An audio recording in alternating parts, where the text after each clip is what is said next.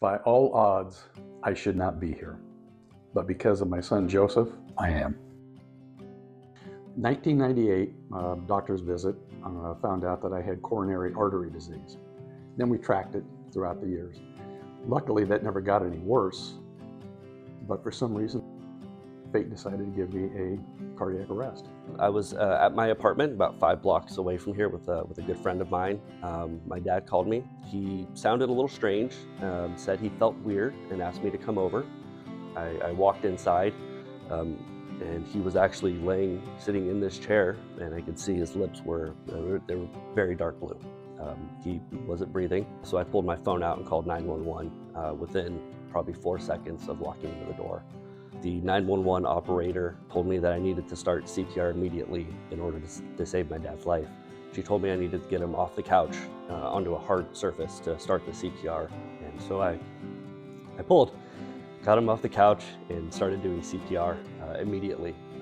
And instantly, the conversation I had with him 3-4 weeks prior of the CPR training kicked in. About a month before his incident, he told me about a CPR and AED training class he took at the cardiac gym he goes to. It was about a 20-minute conversation where he talked about all the details, the importance of initiating it as soon as possible, the steps you take during the process. One thing that I remember him saying that stuck with me, thankfully, was that you need to be firm and forceful enough, and unfortunately, a rib might break. That is okay. You need to save someone's life, and a rib can be healed.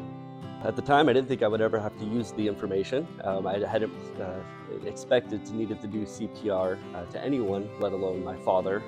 I lost my mom at a fairly young age. I can't lose my dad. I need my dad. He's my rock. I needed to do everything I could to save my dad's life. I have a list sitting over there on the table, 41 different people and entities that were involved in saving my life. But I learned when I went to the Burbank Fire Department to get the name of the crew that came here. In the lobby was a paramedic, and we just started chatting, and he looked at my report and he said, it's amazing that you're here first. Then it's more amazing that you don't have any neurological issues. And I said, well, that's thanks to the first responders, you guys. He said, no.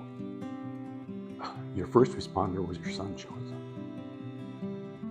I wouldn't be here if it wasn't for him.